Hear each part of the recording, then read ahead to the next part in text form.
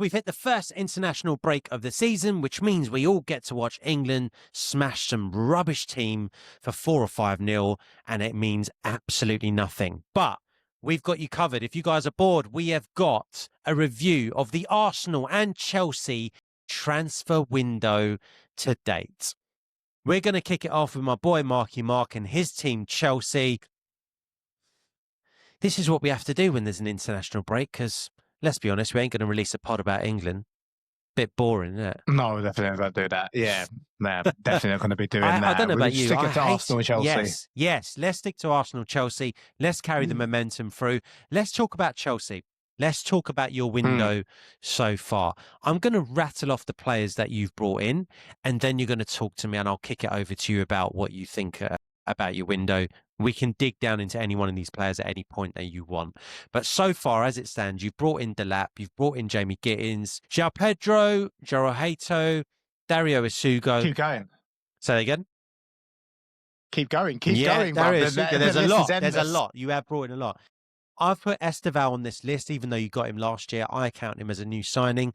Mike Penders and Kendry Payers have all been both been loaned out to Strasbourg. And you've got Garnacho. As it stands, that's what you've got. And unless there's any additions late at midnight, we'll see. But what do you think of your window so far? Where do you want to start this? I'm happy to take this in whichever direction you want to. But how I want to start this is there's never a dull moment in Chelsea's transfer business. You know, if anyone watches the Fabrizio Romano, every single video includes Chelsea's name and what they're doing, who they're selling, who they're buying. And it's just exciting. I'm glad that I support a club which is so active in the transfer window. This one, it's not so boring. You know, there's certain clubs that haven't purchased anyone or no one of significance, or they haven't sold anyone special, haven't made any money. Where with Chelsea, like, it's so exciting. There's always something going on. So that's what I will say. Overall, Chelsea have made massive improvements. Okay, not all over the pitch, because I think the biggest hole is in Chelsea. Your goal. The biggest hole is, I'm glad you said, is in the goal, because you could have said anything there. Yeah, the biggest hole is still, you know, we were so close to buying Mike Maignan from Inter Milan, and they didn't even demand. I think they demand like 25 million. He was 29 at the time. He's now 30. He's the number one for France. He is a world-class goalkeeper. He plays with his feet. So he's perfect for Chelsea and Maresca. And Chelsea were just too cheap. You know, add a few extra million on top to secure him. They thought, oh, you know what? Robert Sánchez, he had a great last half to the season. He was goalkeeper of the season for the Club World Cup. He's done really well in pre-season, but as soon as the season starts, you know, he's making blunders straight away. And that was the main concern. And I heard other Chelsea fans, other Chelsea, you know, influencers, we're going to keep, you know, I've got full faith in Robert Sánchez. He's doing really well. Maybe the tide has changed. Shut up. Shut the fudge up. Right? Because just because you had the little patch where he was in good form and he was saving some stuff, can he do it across the season? As soon as the season started, clearly, hey, man, no. He was the best keeper at the whole Club World Cup. Do not do the great Robert Sánchez a disservice, eh? Hey, he's the best keeper in the world. Chelsea fans keep telling me I've never said that. We had another comment this week. I've never said that. You're talking to me. Week, one of the Chelsea fans said, top 3 keepers in the league. Shut the fudge up. That's a joke. League. That's biased. Geezer. Right? Because you play for Chelsea. Doesn't mean that all the players that play for Chelsea are the best players and they're all in the top 3 in their positions. We do have players in the top 3 positions in the world, in my opinion. Okay? But don't ever say that about Robert Sánchez. Yeah. No, definitely not. You know what? I don't want to say he's not a Premier League goalkeeper. He might be. That in itself is debatable, but definitely not for a top 10 team. Not in my opinion. The guy was second keeper of Brighton. It was first David Raya. And even when, David Raya goes to Arsenal, you know what? Let's get the second keeper of Brighton and make him our number 1. What a stupid mistake. And they haven't upgraded him. I think for me, you can tell this is the biggest disappointment in the window. They did not upgrade him. And they were so close to securing Mike Maignan. I would have been so happy with that. And it would almost look like a done deal. What do you think about the Robert Sánchez thing before I go into the positives of our window? You know what I think about Sanchez. Until you address the keeper situation, I can't take you seriously for the title. And I think you're a keeper away from potentially challenging. We can talk about squad depth and injuries and whatever else. But yeah, I can't take Chelsea seriously right at the top end of the Premier League until you get a keeper. But I could be wrong. No, fair enough. Look, I've said what I have to say about Robert Sánchez. I think if he could be our downfall, he's going to cost us. I mean, for last season, he had the highest error-prone.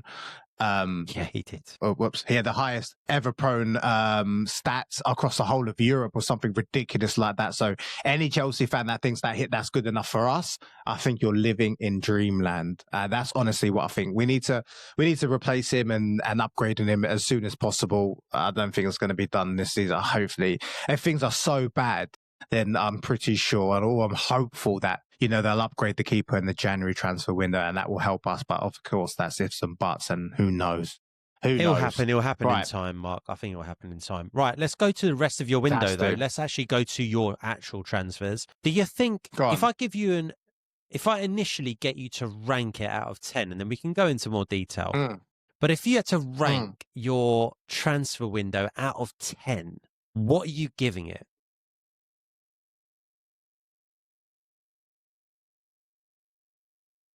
I'm going to give it a 7. What if you can't use the number 7? And forget about these knives and all that rubbish. So if 6 or an 8, what is it? I'll give it I'll give it a 6. Interesting. Okay. Interesting. You probably want. I'll tell you why. Because Chelsea seems to be still going after players and positions that we don't really need. That's debatable. I know who you're going to mention, but go for it. Well, no, you tell me. Who do you think I'm going to mention? I thought you might mention Garnacho here. Okay, by the way, fine. I think he's a good addition. But anyway, go on. Oh, no, he was at the forefront of my mind, but I had to pull myself back because when I look at the positions on the left, okay, you've got Neto, okay, starter, fair. Then you have Jamie Gittins, squad player, 2 raw. We need another left-sided winger who offers a different dynamic to Chelsea. Right. And that's why I think that Garnacho is a good addition. And so, yes, 100. I do agree with you. Of course, but you have to look at how many spots and players that are fit to be in the first team. There should be at least 2 or 3. So he definitely needs to be there. He's a natural left winger. And you know what? People can say whatever they want about Garnacho. He's a prick. Oh, you know what? You like a video of you've got a video or an Instagram carousel of you wearing an Aston Villa shirt with Rashford and you're being immature and you're being childish. Yes, I agree with all of that. Yes, you can come in there. He's a bit of a moany little bitch and you can go into the team and you could possibly disrupt the harmony. Fair enough. But what no one can say about Garnacho is that in the Premier League, he's probably one of the most fearless players out there. He has there was big patches when he was playing for Manchester United where he was the only decent looking player going forward, the player that could look like he could make something happen because of his skills, because of his wizardry. So I think he's going to bring that. I think it's a good addition and I think he's going to bring something different. That signing, I would give a 7 out of 10. No, there's no 7s. Okay. For us, I think it's going to be an 8 out of 10. Yeah. Time will tell. Time will tell. Your window in general, here's my thinking on your window. You've done some good business. I know we've spoken about the keeper. We've done it to death. Wicked business. I won't mention that. Your outgoings as well, really, really good. And you've then invested in the best. The model is to invest in young talent that you can sign up on long contracts and also have resale value on. That is the model. That is the world that Chelsea are living in right now. But if you're good enough though, hold on. If you're good enough to play in the first team, right, then it doesn't matter because Chelsea won't be selling them players. I'll give you an example. Cole Palmer, there was heavy rumours, that Manchester City were planning on bidding 250 million to bring him back. Chelsea said, don't even look this way because Palmer is our player. We ain't going to sell him. So yes, the model agreed. It's to buy and flip. But if you're good enough to fit in the team, we will accommodate you. We will reward you how you deserve to be rewarded. But if you're not good enough to be in the team, or you're moaning, you're not happy about being third fiddle, fourth fiddle, then leave and we'll sell you for a profit. Fantastic business club. Operating as a ruthless business club, and a lot of times business is ruthless, and there's no issues on that. And I think what Chelsea are doing is fine. We mentioned it before about Jackson. They were like, right, actually, we're short. Jackson, you need to come back. Ruthless, no problems. Yeah, job done. I'm on Chelsea's side on that. They have invested really nice in, I know Estevão was a season before, but he's looking electric. As we've mentioned that word several times, I want to try and find a different word. I will, as the season goes on, find a different word, guys. Describe Estevão. Electrifying. Hopefully it'll be rubbish when he plays against us. That will be the word. But let's see. João Pedro, really, really good signing so far. He's done everything that you've asked for a signing. It doesn't matter who your opposition is. He's done everything that you can ask for from a new signing. Garnacho will get some headlines, good or bad, and uneven. You got Jamie Gittins, Delap, who's just gone down with an injury, which is why Jackson's coming back. We mentioned all these guys, Mark, and I know you got a couple out on loan to Strasbourg, and you're linked to another couple of guys, which you'll tell me about. The one that I actually want to spend some time on, well, not some time on, but I just want to mention, Jerell Hato. This could be your dark horse signing. You know how like Mosquera came in for us, and we'll talk about him when we go on to Arsenal. Jerell Hato could be, for all the glamour signings in inverted commas, or all the gems that you bought that could have potential or do have potential, Jerell Hato could be such a big key signing for you guys, because that defense... He will be. I think he will be as well. And that's why I want to mention him, because you look at that defence, it's a very, very good defence in my opinion, when you've got everyone fit, bar the goalkeeper. That four is very, very, very strong. Reece James and Cucurella just obviously picked themselves. And then in the middle, you've got competition. And Jerell Hato, Arsenal do this as well, right? We buy players that can play in multiple positions. I think Jerell Hato could be one that everyone's sleeping on when they look at Chelsea's window from an outside perspective. Oh, did Chelsea have a good window? Yeah, well, they got Delap, they got Gittins, they got Pedro, they got Estevão. I'm not hearing people talk about Hato. Why is that? They just don't know, bro. Honestly, I just don't think they don't know. He's young as well. And people just take this perception, oh, you know what? Chelsea are buying another kid. Blah, blah, blah. If you have a look into that kid, he's got a huge amount of experience, not just in the Dutch league. I'm talking about international football. He's already got a few caps under his belt. The great thing is he can play at centre-back, and we need that. Because I'm going to talk to you very quickly about that. If something happens to Tosin, I do not want to rely on Badiashile. Okay, yeah, if Fofana's come back, that's great. But let's assume he's going to be injured tomorrow. Yeah, because that's his record. So if Tosin or even Trevor get injured, for me, he's the next one that needs to be on the team sheet, on the first. Secondly, there's no backup to Cucurella on the left back. Because before, last season, something happened and we need to rest him, even though he played so many games, we'll put Nalo Gusto on the left. He's not even a natural left back. Okay?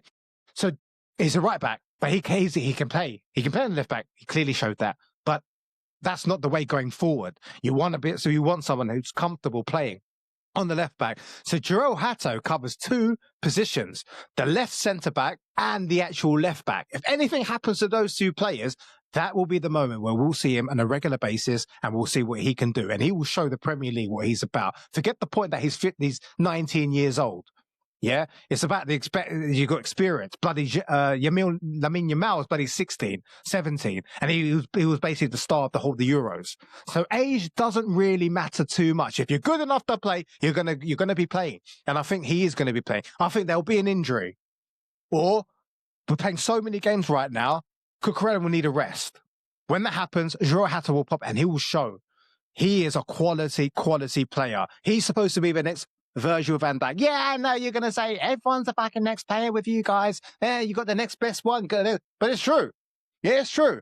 He can be the next big superstar in terms of a defender in the Premier League. And only time will tell. Time will tell. Guys, let us know what you think, because I think people are sleeping on Hato. And trust me, when it comes to looking into kids, there is no one better than my guy, Marky Mark. You idiot. Guys, you idiot! You idiot! guys, no, guys. Honestly, serious note. Let us know what you think about Jerell Hato, because no one seems to be talking about him. We're talking about the glamour signings, as I said. Look, I'm going to give you overall window. I know I said I can't use the 7, but it really is a 7, isn't it? So No. I'm going to. It's early doors. I will go with you on the 6, but I could easily see myself upgrading this window to an 8 come December. You know, it's going to be one of those windows where we're going to see what happened. Now, it's interesting. Before I move on to the Arsenal window, anything else you want to say on the Chelsea piece there? The only thing that I want to say why I'm going to give it a 6, maybe some of you are wondering, is that they're still looking. They were looking at Xavi Simmons. Yeah, okay, he signed for Tottenham and stuff, but he was a player that they were really serious about. He already agreed personal terms, but where is he going to play? Why are you looking at that? Why don't Chelsea and the board and Mosquera focus on positions that we actually need? And that's why it's a 6. Get another world-class defender or an upcoming defender if you want to sign kids. Yeah, or someone with Premier League experience. And the reason why it's a 6 because you haven't fixed a major problem. Statistically, the biggest hole is the goalkeeper, and you haven't fixed that. If you had fixed the goalkeeper, don't worry about the defender. That window would be an 8 or even an 8.5 if we're talking about increments. Yeah, that's why it's a 6 at the moment. I have zero faith in the goalkeeper. He's going to be our downfall. And that's it. Let's move on to Arsenal. Dude. Hit me straight off the bat. I'll list off the names and then you just give me a ranking out of 10, not for each name, but just overall. Kepa, Mosquera, Nørgaard, Zubimendi, Noni Madueke, Gyökeres, Eze, potentially Hincapié as well. What do you think?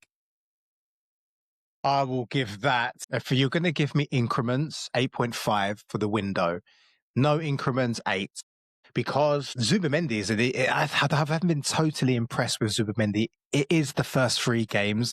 I do believe he has a lot more to show, but I'm a big fan of that signing.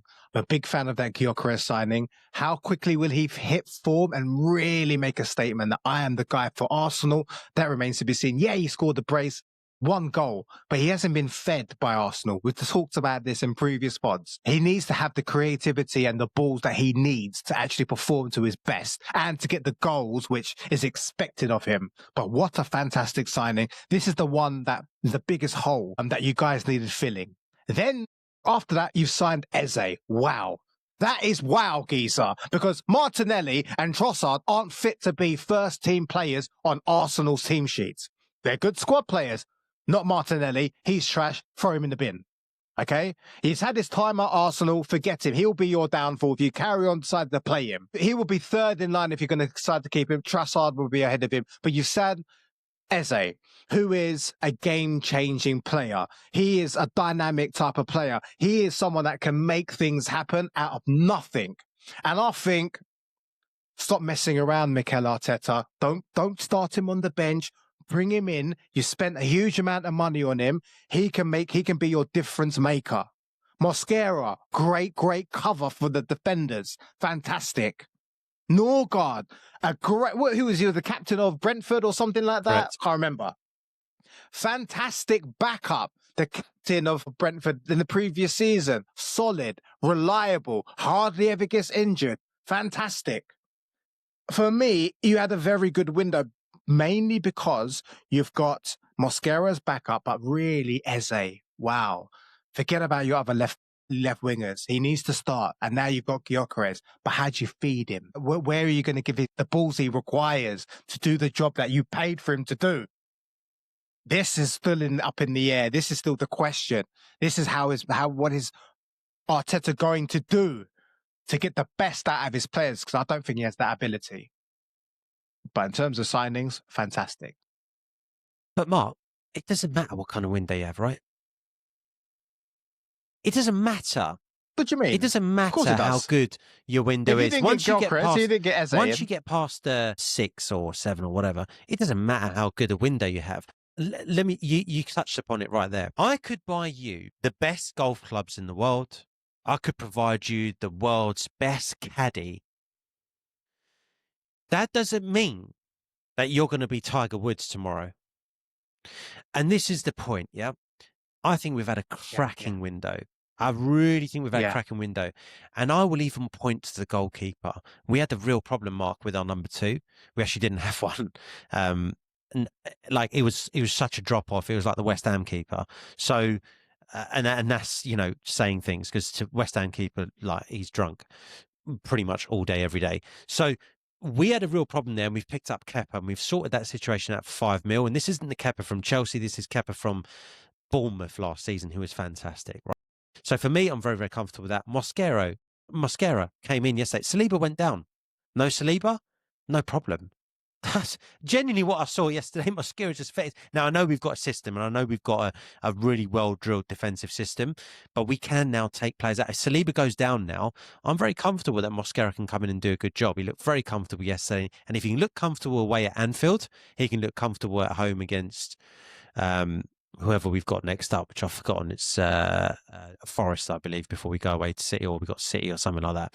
Now, where the problem lies is, absolutely right. The window is great. Eze, Nørgaard brings in leadership qualities, also brings in a goal threat.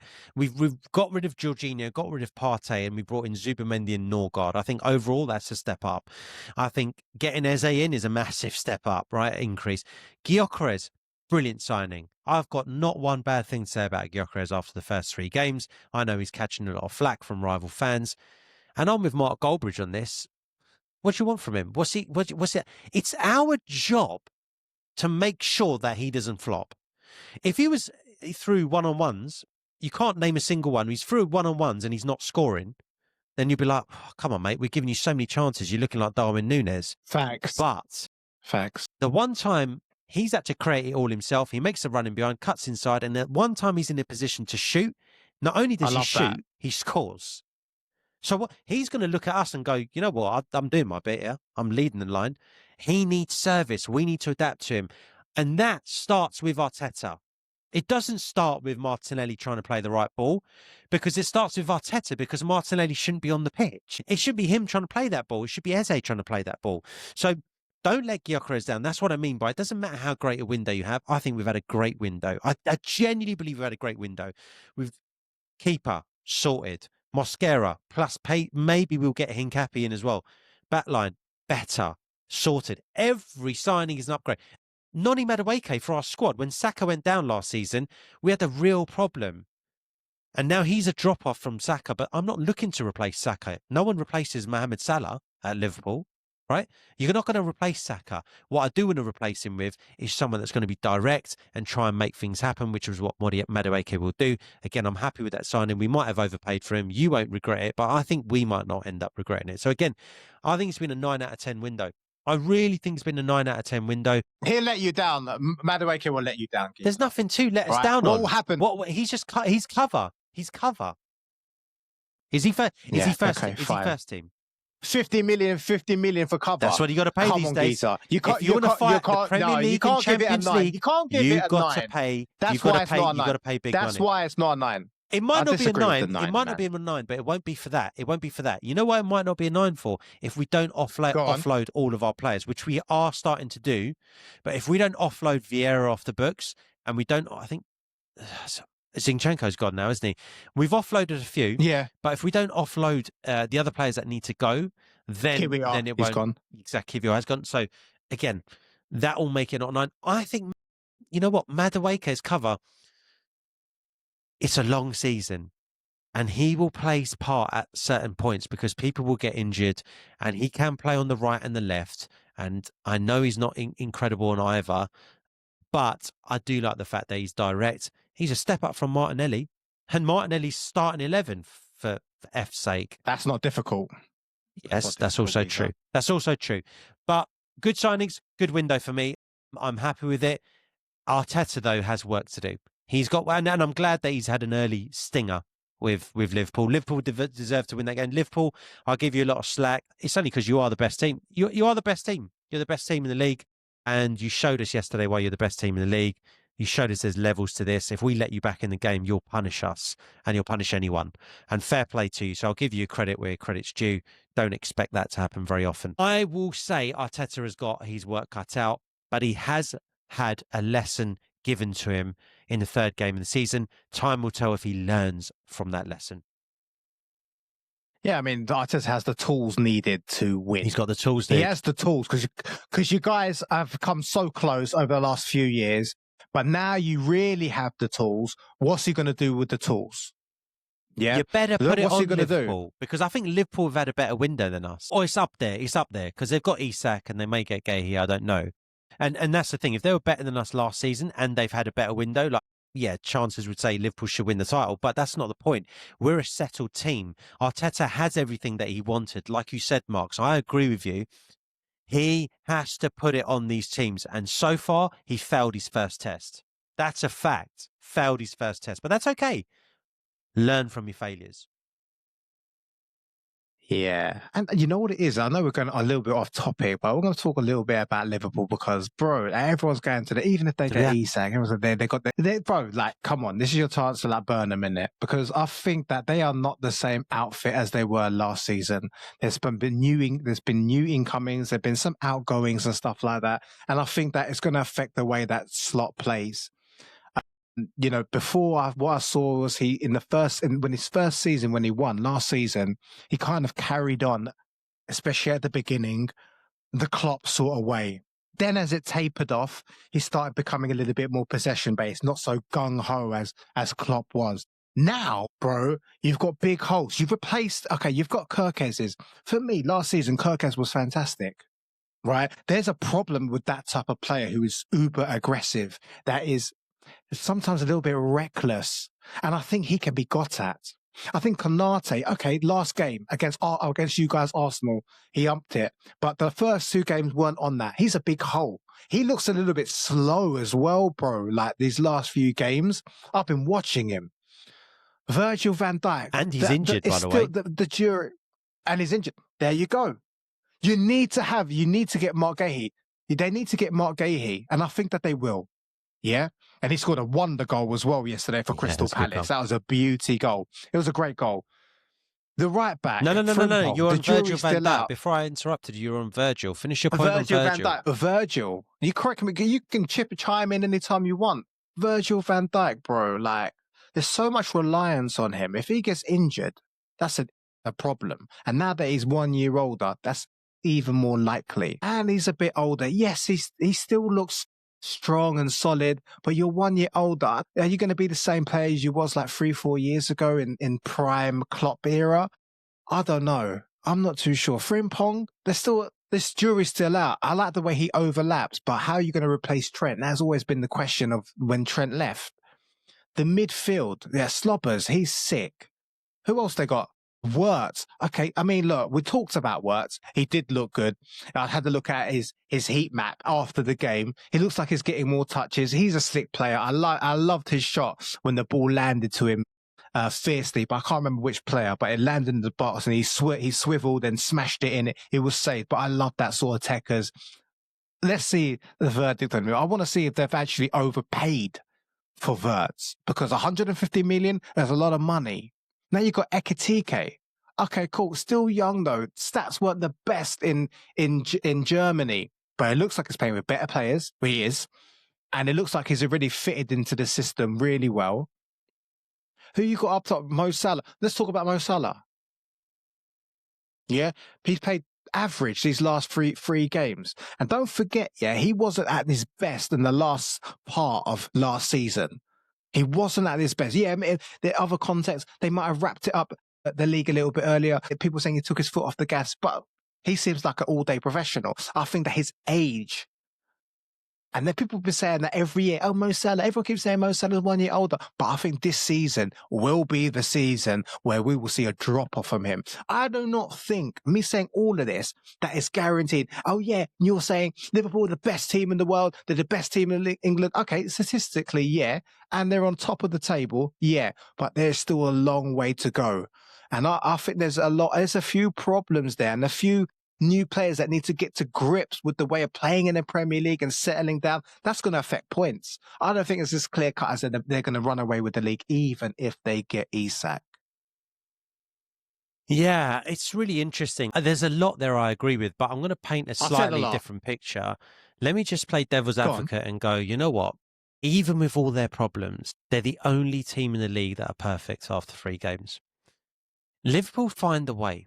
And here's the thing. They've done all that without Isak. And now they've got Isak. And if they do leak goals, are they going to score more goals than you? Chances are they probably are.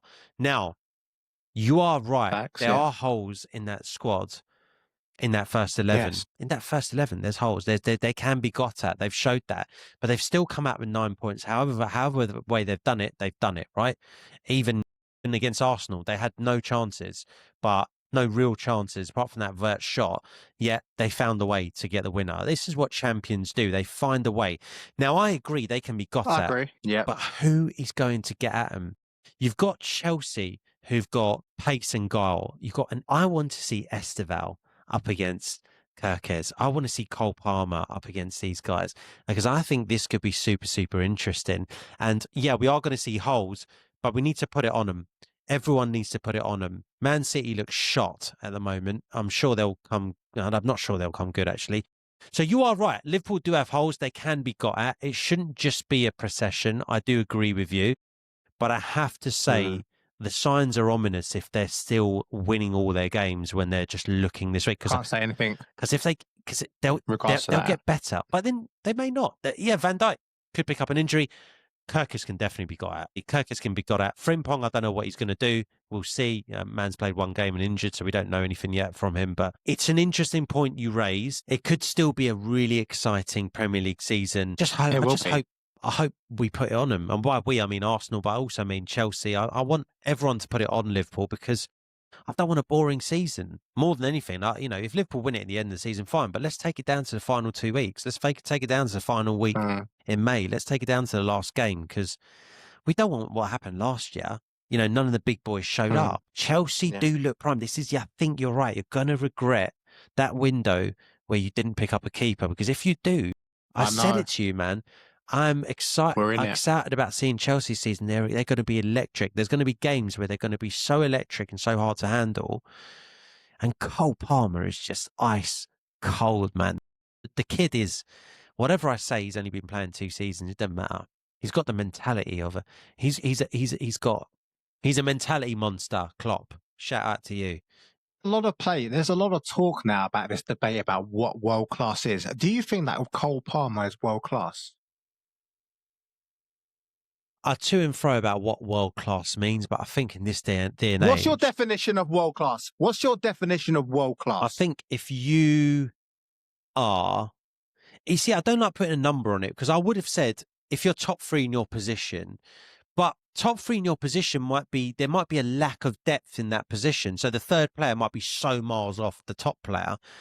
It goes with eye test as well as the top 3 metric. I'm quite fluid with that. So, for example, is Cole Palmer one of the best in the world in what he does? Yeah, therefore he's world class. Now, I wouldn't say you've got to be in top 3 because the third player, there'll be certain positions like left wing, for example, the 5th player or the 3rd best player on the left wing might be shit just because of the quality. That's just the landscape of football. So I don't think you put a number on it. You have to be the best top 3 in this position. You've got to use your eye test. And on the eye test, Cole Palmer's world class. Interesting. I think Gary Neville said he's world class, but then Jamie Carragher was like, no, he's not. So even them guys had to debate. Or that might have been vice versa. Who's better than him I know you like him on the right, but he can play in that 10. Like, let's name all the people better than him. Who's better than Cole Palmer at what he does?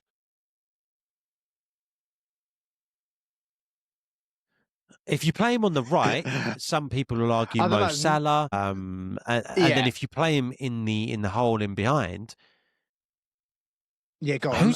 Who is better than him right now? Who is better than him apart from Martin Odegaard? Who's better than him? Right. Shut up, Jude Bellingham. Okay, ask me who I'd prefer in that position. Okay, in Arsenal. Interesting. But who would you prefer, Jude Bellingham or Cole Palmer? In the number 10. In the number 10. Cole Palmer. I don't even have to think about that one. Give me Cole Palmer. over what Jude is it? Bellingham. You don't rate Jude Bellingham as highly as everyone else is, or what is it? You just think I rate Jude Bellingham. Cole. I think he's quality. I rate Jude Bellingham. But let me throw it to you. If I say to you, Mark, you can swap out Cole Palmer for Jude Bellingham right now, I can guarantee you're going to say no. Are you going to say yes or no? No. I'm not going to swap out Cole Palmer. For the exact same reason Palmer, that you're not going to swap out Cole Palmer is exactly why I'll it's not that we don't rate Jude Bellingham. We know you and I have never spoken about Jude Bellingham like this. But we know in that number 10 that Cole Palmer's better. You know Cole Palmer's better. He can create more. Guys out there will be shouting at us, by the way, saying you guys don't know anything. I don't care. I'm not taking out Cole Palmer for Jude Bellingham. I don't know who's better than Cole Palmer right now. That's insane. There isn't. Who's PSG got in the whole? There isn't. What? Guys, please let us know in the comments down below. Who is better than Cole Palmer in the number 10 position right now? Yeah. Who's City are playing? Who's City playing there? Reinders. Who? Reinders. No. Arsenal, no. Tottenham, no.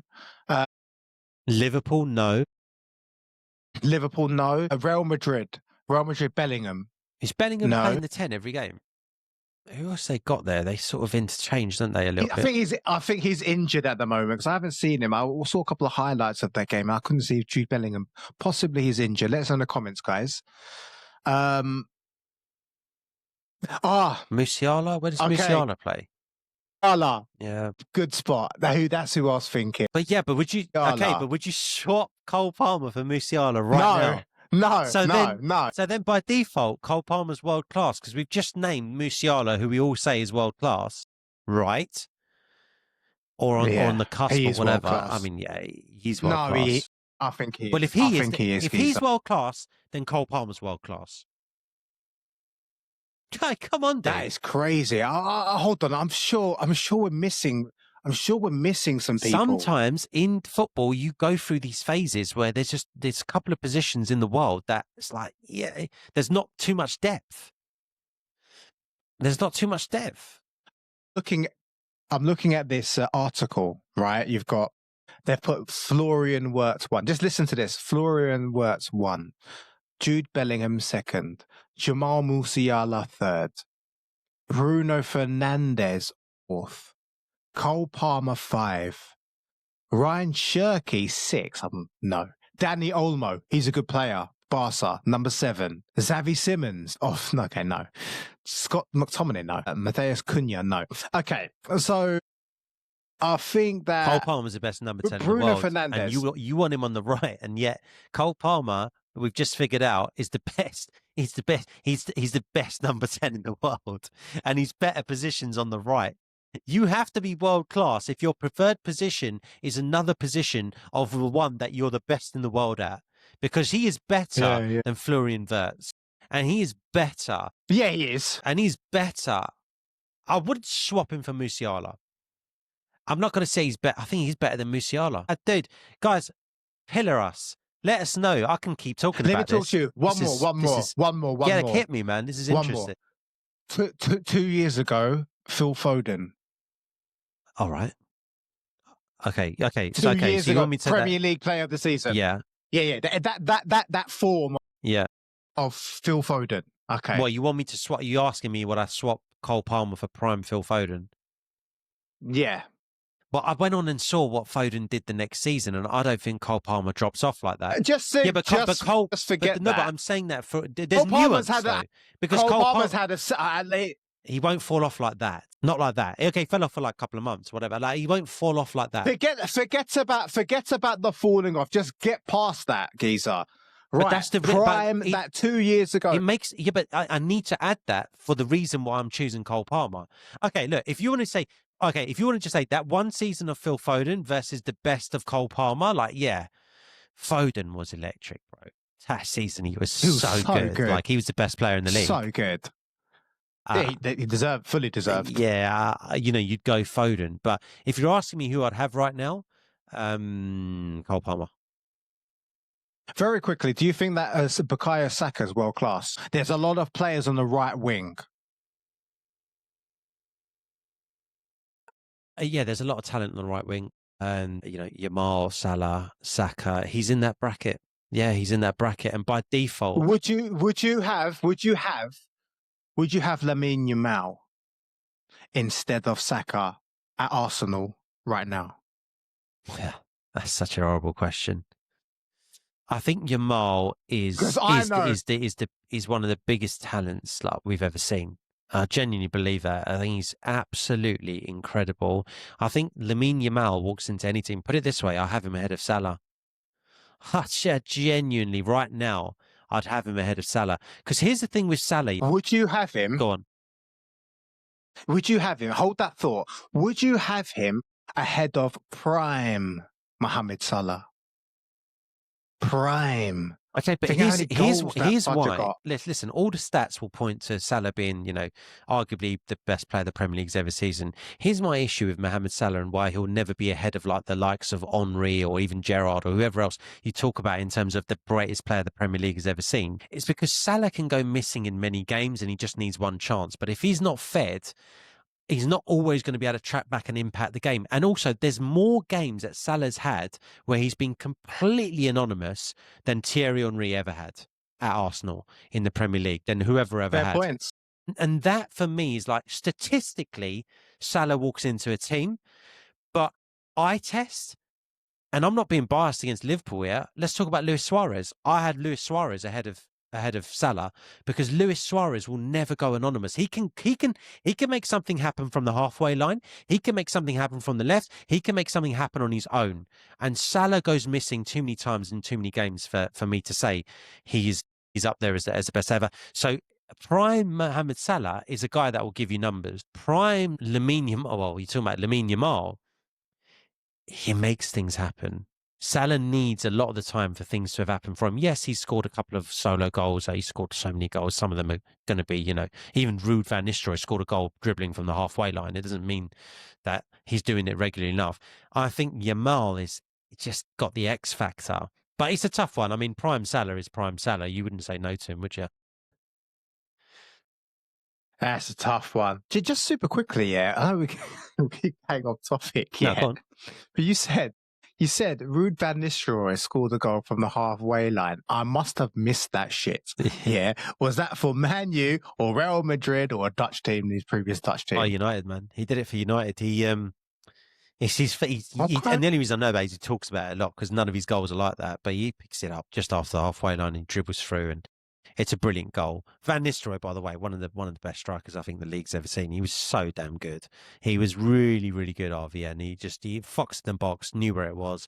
But even he scored a goal like that. And I know Salah scored more than just the odd one. But I always used to say this as well, Mark. When Mane was there, when they really needed someone to show up in a big game, I think in the big games, Mane showed up ahead of Salah. And I think he was the reason they won, so much when they won. Salah got the stats and the glory, but really Salah can go missing. PSG, for example, big stage, went missing, right? Did nothing. There's a lot of examples where Salah's done nothing. This is not, I'm comparing him with the greats of the game here, by the way, Liverpool fans. Don't get upset. I'm not saying he's rubbish. I'm saying he's that good that I've got to compare him. I've got to compare him to the greats of the game. But Liverpool Suarez, for me, I'd have a Liverpool Suarez over a Mohamed Salah. He could do everything, Liverpool Suarez. So I'm sure that there's lots of fans out there, especially Liverpool fans, that may or may not agree with you because you've said some pretty debatable, controversial, even outrageous statements there. I tell you what do you want to know? You asked me, what did you ask me? Salah over who? Lamine. Right now, Yamal. who are you having? Right now, Lamine Yamal, but in their prime, bro. Probably have to go Salah, isn't it? Not probably. For me, is definitely, yeah, because you can say it's the numbers and the statistics with Mo Salah, but break down the goals he has scored. There have been world-class goals, bro. The dribbling, the ability just to switch a player and drop a shoulder, and the precision, the clinical. Yeah, bro. He may be, quiet the entire game, but a man like Mohamed Salah just needs one chance and boom, he impacts the game, gets the points needed. Very true. I think that's for me, it would have to be Mohamed Salah, prime Mohamed Salah over Lamine Yamal. Lamine Yamal, on the other hand, is like friggin' 15, 16. He basically wins championships for you regularly, not just in the league. I'm talking Euro championships. He was the best player. Like, just 16 years old. He's like 17 now. He's accomplished so much. So, yeah, but prime Salah, for me, the bigger debate, another debate would be, as you said, Luis Suarez, because I agree with that. I think I agree with that. At any point in most games, he has a positive impact, and some of the goals he scored are probably debatable, more outrageous. That goal, that volley, I remember near the halfway line, that not many people score those types of goals. Like he scores some very special goals. So yeah, he's had the best I do understand where you're coming from. I've ever seen from a player in the Premier League, Luis Suarez. That's hard to disagree with. It was incredible. Because he was so good. That's what it is. That's an understatement. What is a bigger word for incredible? Pick that word. That's what that Luis Suarez season was. Guys, we have said I don't know if we said some crazy stuff. Maybe we've actually said, stuff which is on point and on the money. Let us know in the comments down below. We'd love to hear from you guys. Anything that we've discussed, anything that you want to know, or anything that you want to scream or shout or be racist or sexist to us, or, say we live in our mum's basement, go ahead, write that down. Let us know, innit? We love it. We don't really care if you're going to slander us or smash us or whatever. That's completely fine. And if you're here to the end and you do like our style of content, you do like the way that my guy and I interchange and banter with each other, please like the video. Make sure you subscribe. And if you want to see more of our content, click this video right here. And we will see all you good people in the next one. Thank you, guys.